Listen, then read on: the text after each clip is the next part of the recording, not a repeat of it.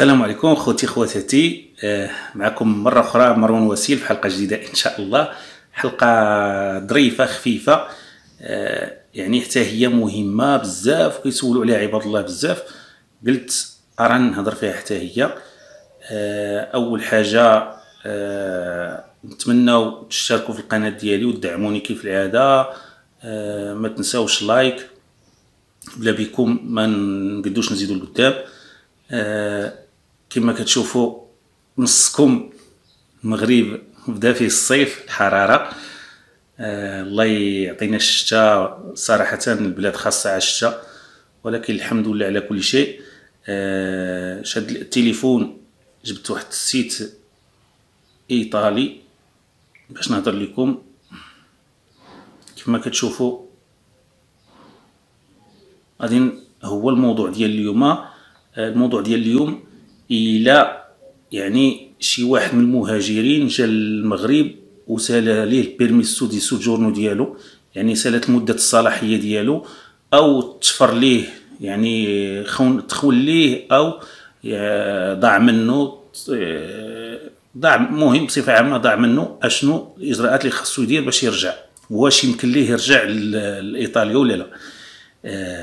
الجواب على هذا السؤال هذا يعني الى سالت المده الصلاحيه ديال كما كاتبين هنا، الى سالت المده الصلاحيه ديال المواطن الاجنبي في البلاد الام ديالو، يمكن ليه يرجع لايطاليا. يعني ممكن يرجع لايطاليا الا كان بصفه قانونيه تماك، يعني عنده بيرميس سوجورنو وضاع ليه، يمكن ليه يرجع. ولكن كما كاتبين هنا يجب الحذر، ما خاصش تنتهي يعني مدة الصلاحية 60 يوم.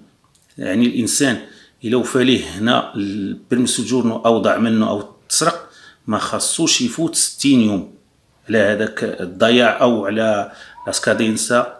ما خاصوش يفوت 60 يوم اللي باش يمكن ليه يعني يمشي للقنصلية اللي تابع ليها، اللي كاينه هنا في الدار البيضاء او في الرباط، يعني على حسب حنا فين تابعين ليها. يمشي لتماك ويطلب تاشيره، يطلب الفيزا. الا كان ضايع، او تشفر، كيمشي يدير ديكلاراسيون في سميتو في الكوميساريه، كيترجم هذيك الديكلاراسيون وكيدير لها الابوستيل وكيترجمها وكيديها للقنصليه معاه باش تكون كدليل. او الا كان وفى ليه كيمشي بالبيرميسو هذاك وافي، كيديه ليهم تماك القنصليه، وتماك يمكن ليه طلب، يعني طلب تاشيره ديال الدخول بدون مشكل. يعني غادي تدفع هذوك الوريقات باش يعطيوك كما قلت لكم تاشيره ديال الدخول باذن الله.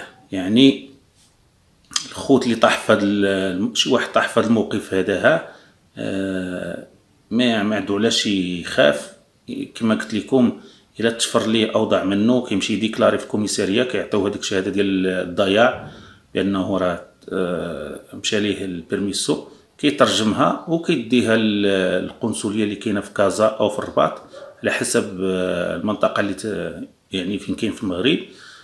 او الا كان وافي يمشي يديه لنية القنصليه. ولكن هذه الاجراءات كلها ما خاصش تفوت شهرين، يعني شهرين على انتهاء الصلاحيه او شهرين عن الضياع.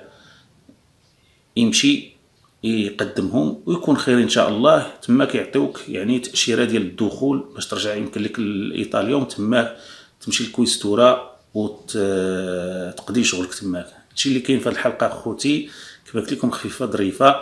ما تنساوش الاشتراك ودعموني بلايكات كيف العاده الخوت مهمين. بالنسبه للناس اخرين، هذوك الفلاسفه اللي كنقول انا ديما اللي تابعين على الهضره الخاويه، بعض المرات كيقول لك شي واحد هادشي قديم، ما هادشي قديم. والا كان هادشي قديم، راه الناس اخرين بالنسبه لهم هادشي جديد، يعني يحتاجوه هما اكثر منك انت، حيت كلقاو فيك الفايده انت غتكون يعني شرحتي لعباد الله. معليش حنا ما كيهموناش هذوك الناس، حنا كيهمنا استفاده ديال يستافدوا الناس جميعا. الناس خوتي اللي مشاركين معايا، يا رجال يا نساء، عندي في القناه نستافدوا جميع. والحمد لله حنا فين كنا وفين وصلنا. هادشي اللي كاين. خليت لكم الراحة الساعة حتى الحلقة الجاية ان شاء الله. السلام عليكم.